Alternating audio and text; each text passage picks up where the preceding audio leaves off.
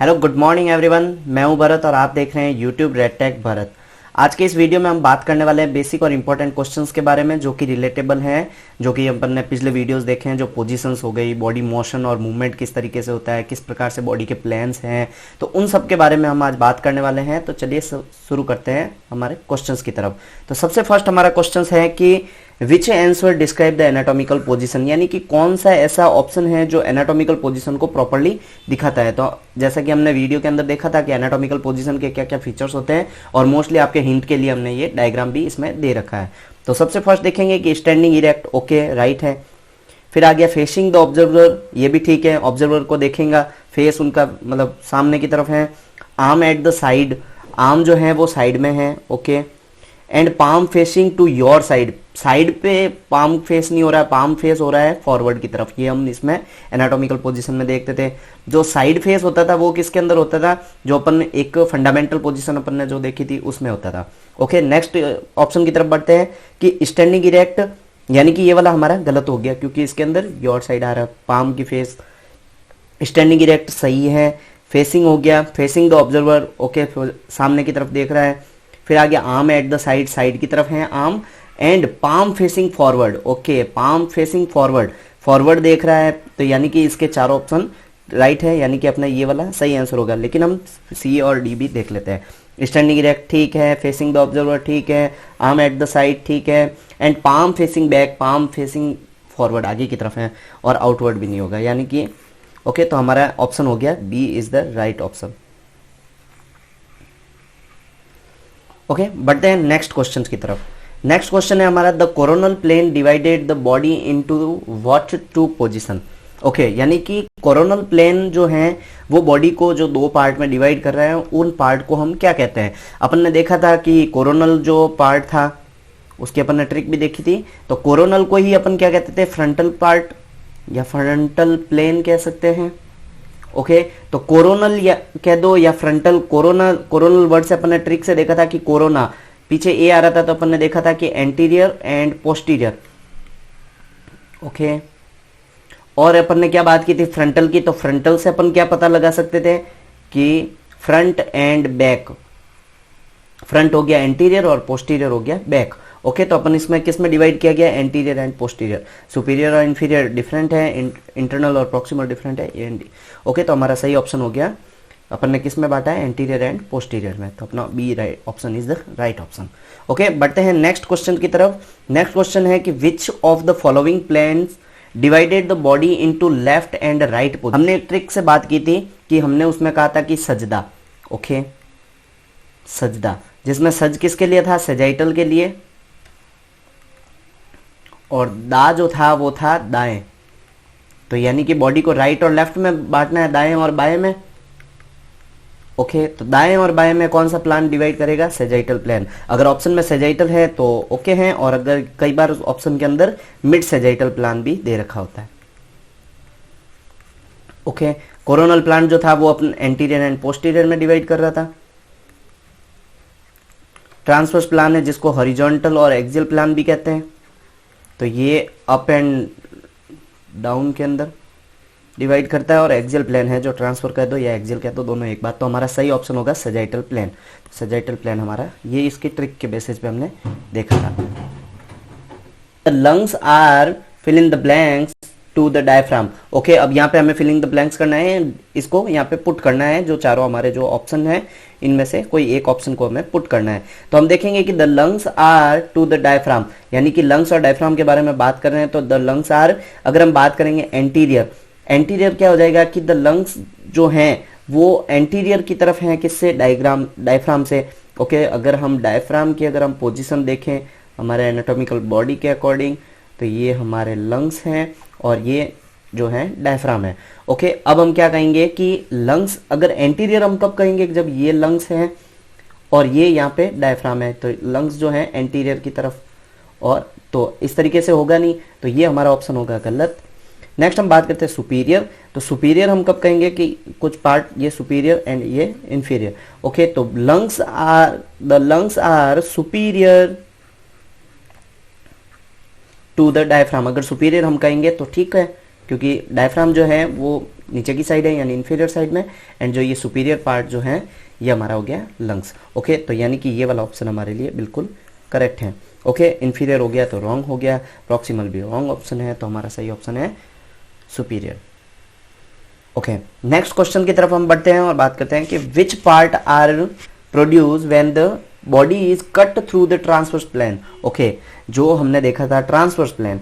Okay, कोई भी body है, ये हमारी बॉडी है, सबसे फर्स्ट हम बात करेंगे, देखेंगे कि हम कहेंगे कि transverse plan, horizontal plan and axial plan, तीनों एक ही प्लान है।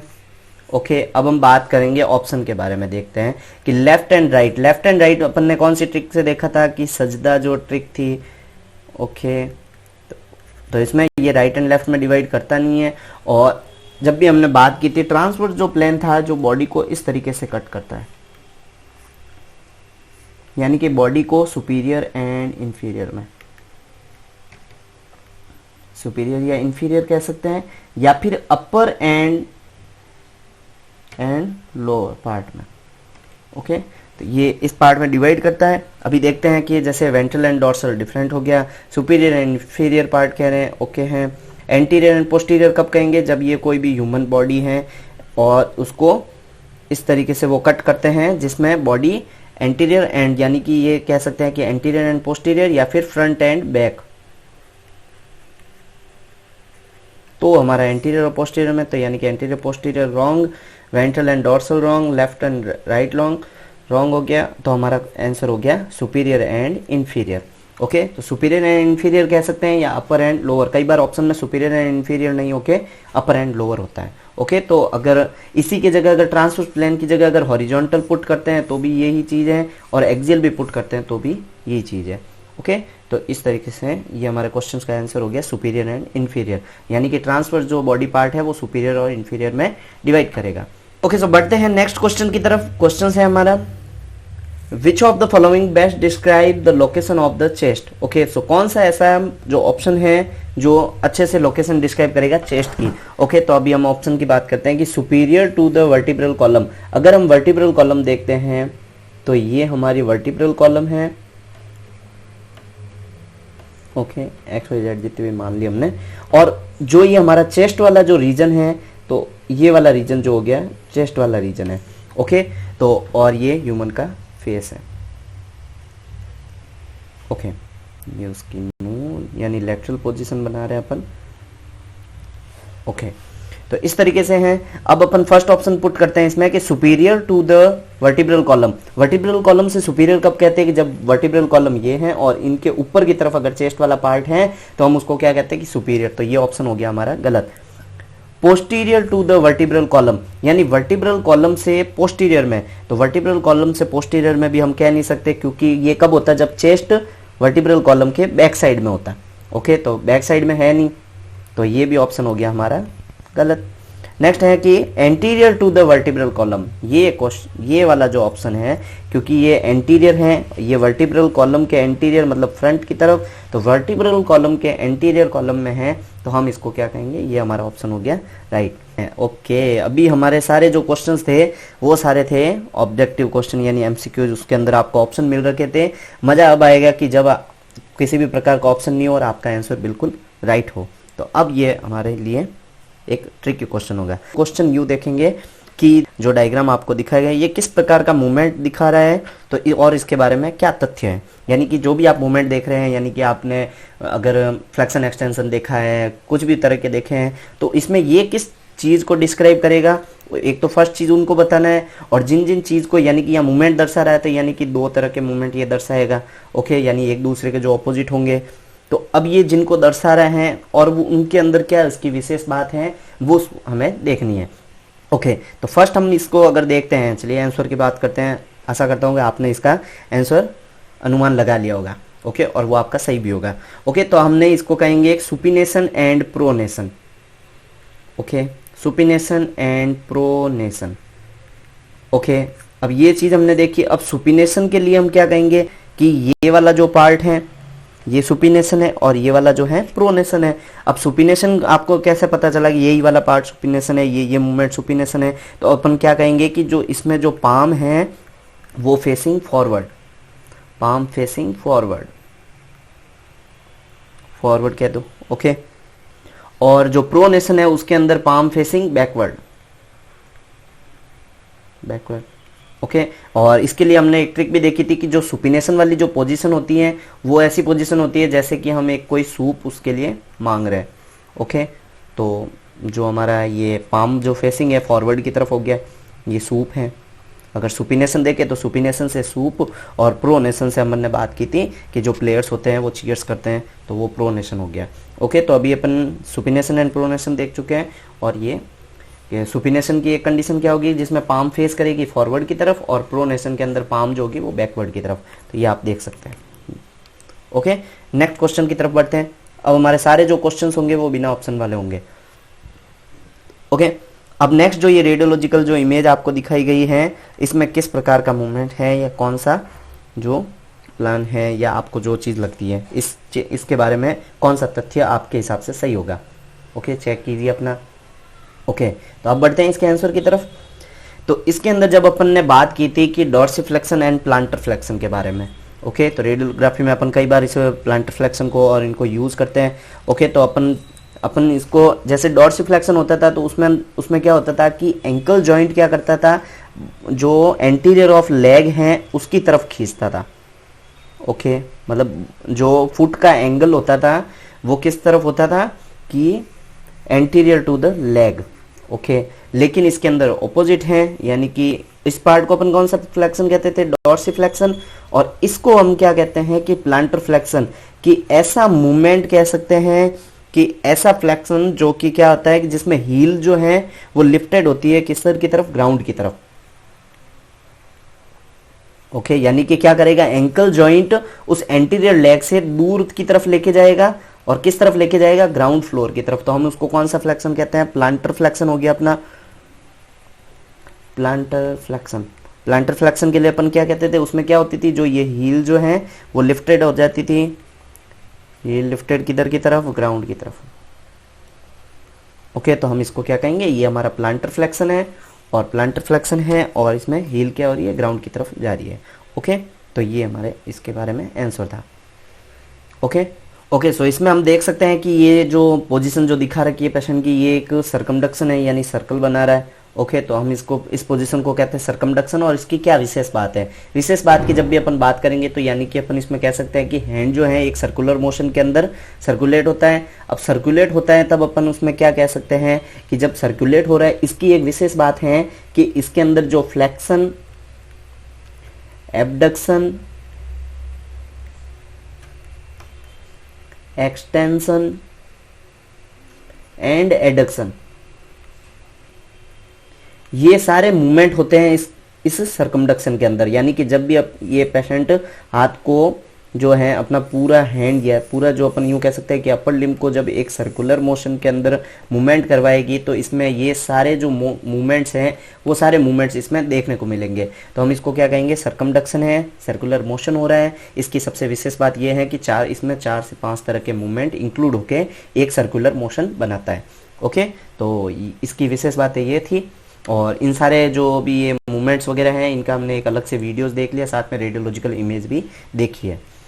नेक्स्ट क्वेश्चन की तरफ बढ़ते हैं कि जो अपन ए और बी जो इमेज देख रहे हैं, ये इमेज किसको दर्शा रही है, और इसमें कौन सी इमेज के लिए हम बैकवर्ड बेंडिंग को टर्म को यूज करते हैं। बैकवर्ड बेंडिंग टर्म किसके लिए यूज ली जाती है, ये इसका क्वेश्चन है। क्वेश्चन फर्स्ट क्या हो गया कि ए और बी इमेज दिखानी है, ए और बी इमेज किसको दर्शा रही है, और फिर बताना है कि इसमें बैकवर्ड बेंडिंग की जो टर्म है वो किसके लिए यूज ली जाती है, ओके। तो फर्स्ट हम देखेंगे कि ये जो है अपन ने बैकवर्ड बेंडिंग और फॉरवर्ड बेंडिंग के बारे में बात की थी, और इसके बारे में भी बात की थी फ्लेक्शन और एक्सटेंशन क्या होता है। तो फ्लेक्शन एक्सटेंशन के बारे में अपन ने जब बात की थी कि अगर हम इसमें मिड लाइन माने, ओके, बैकवर्ड बेंडिंग यानी कि जो पीछे की तरफ बेंड हो रही है, ओके, और फॉरवर्ड बेंडिंग होगी यानी कि आगे की तरफ बेंडिंग हो रही है। ओके, फिर हमने एक कहा था कि बैकवर्ड बेंडिंग को ही एक्सटेंशन कहा जाता है।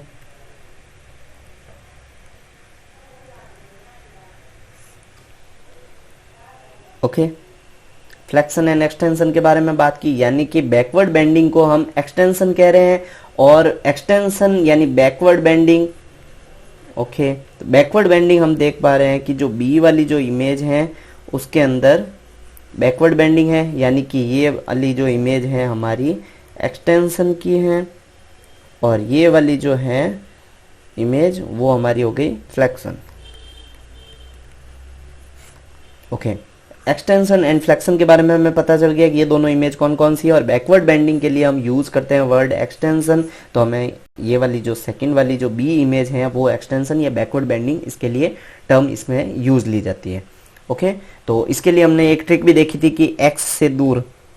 ओके, हम ये भी देख सकते हैं कि मिड लाइन के अगर तौर पे देखें या पेशेंट सीधा खड़ा है तो हम ये कह सकते हैं कि एक्स से दूर, एक्स से दूर यानी कि पेशेंट जो है, ये अगर पेशेंट का फेस है, अगर हम इस तरीके से मान सकते हैं,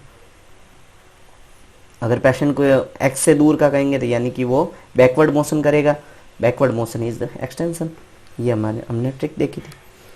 नेक्स्ट क्वेश्चन की तरफ बढ़ते हैं कि दिखाई गई रेडियोलॉजिकल इमेज के बारे में आपके अनुसार क्या टिप्पणी सही होगी।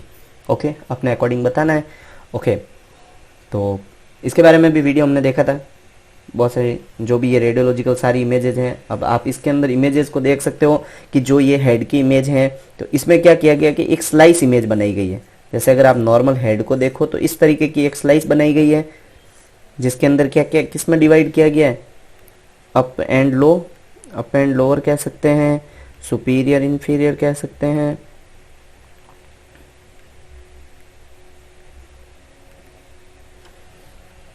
ओके, तो अब देखिए जो भी सुपीरियर या अप एंड लोअर अपन किस में डिवाइड करते थे, तो हम इसको ये कह सकते थे कि ये होती हैं एक्सियल इमेज, जो कि मोस्टली सीटी स्कैन वगैरह में यूज लिया जाता है, सीटी एमआरआई में जो एक्सियल इमेज है। और इसी के अगर ट्रांसवर्स प्लेन, इन प्लेन्स को अपन क्या कह सकते हैं, ट्रांसवर्स प्लेन और हॉरिजॉन्टल प्लेन, यानी कि ये तीनों टर्म्स एक ही हैं। इसमें क्या होगी, बॉडी अपर एंड लोअर में, या फिर कह सकते हैं सुपीरियर एंड इंफीरियर में, और जब भी एक्सियल वर्ड आता है तो उसमें एक स्लाइस इमेज हम कह सकते हैं। ओके, तो ये इस तरीके की एक स्लाइस इमेज है, यानी कि इसमें क्या किया गया है कि बॉडी को इस तरीके से इस इमेजिंग की कटिंग की गई है, तो इसमें एक स्लाइस के फॉर्म में हमें प्रदर्शित हो रही है। तो इसे हम कौन सा कहेंगे, एक्सियल के लिए हैं। और इसमें बॉडी में जो ये कट्स जो सारे हैं वो अप एंड लोअर में उसमें डिवाइड कर रखे हैं। ये पूरी हेड की इमेज नहीं है। ओके, नेक्स्ट क्वेश्चन की तरफ हम बढ़ते हैं। ये आप जो रेडियोग्राफिक इमेज देख रहे हैं उस इमेज के अनुसार आपको बताना है कौन सा सेक्शन है, कौन सा प्लेन है, और उस तरीके से। अब देखिए जो ये ह्यूमन बॉडी है, इसमें क्या किया गया है कि ये अगर मैं मानूँ ह्यूमन बॉडी, ओके, इसमें इस तरीके की टर्म दिखा रखी है लेटरल पोजीशन में, और हम इस फ्रंट वाले पार्ट से देखते हैं। यानी कि जब मैं बॉडी के इस तरीके से कट करता हूं, इस तरीके से कट करता हूं, यानी कि मैं बॉडी को किस में डिवाइड कर रहा हूं, राइट और लेफ्ट में। ओके, तो ये इस तरीके के लेटरल पोजीशन के अंदर ये कट लग रखा है। ओके, तो इसमें हम किस में बांट रहे हैं इमेजिंग को, राइट एंड लेफ्ट में। राइट एंड लेफ्ट में हम किस में बांटते थे, सेजाइटल के अंदर। ओके,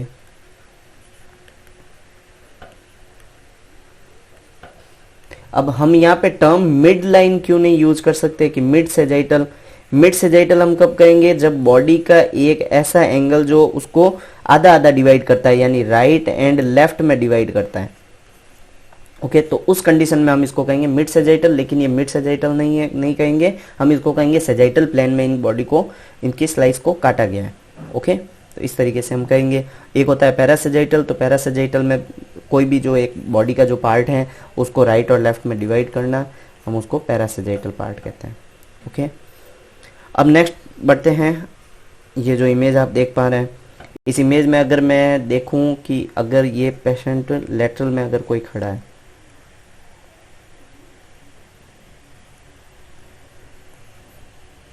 डायग्राम बहुत गंदा है। ये इसकी नोज है, ये इसका हेड है, ये इसकी आँख है। ओके, इस तरीके से ये पेशेंट है और इसको जब इस तरीके से कट किया जाता है, यानी कि ऐसा कह सकते हैं कि एंटीरियर एंड पोस्टीरियर में, एंटीरियर एंड पोस्टीरियर में जब डिवाइड किया जाता है तो इस तरीके की इमेज बनती है, यानी कि अपन ये कह सकते हैं कि फ्रंट एंड बैक। ओके, तो जब भी अपन बात करते हैं फ्रंट एंड बैक के बारे में तो हमें याद आता है कि फ्रंटल प्लेन और कोरोनल प्लेन, यानी कि anterior and posterior, coronal plane. Okay, तो इस तरीके से हम ये कह सकते हैं कि इसमें ये जो बॉडी के स्लाइस हैं वो कोरोनल प्लेन में कट किया गया है और इसमें ये जो बॉडी को डिवाइड कर रहा है वो फ्रंट, एंटीरियर एंड पोस्टीरियर में डिवाइड कर रहा है और इस तरीके से तब हमें ये इमेज प्राप्त हो रही है। और ये प्राप्त हुई हुई इमेज को हम क्या कहेंगे, ये कोरोनल सेक्शन में काटी गई है या फिर कोरोनल प्लेन में काटी गई है या फ्रंटल प्लेन में काटी गई है। ओके, इसी के साथ आज का हमारा ये वीडियो यहीं समाप्त होता है। थैंक यू, मिलते हैं नेक्स्ट वीडियो में। अगर आपको ये वीडियो पसंद आया हो तो आप अपने दोस्तों के साथ शेयर कीजिए और अगर आप चैनल पर नए हैं तो चैनल को सब्सक्राइब कीजिए। Thank you.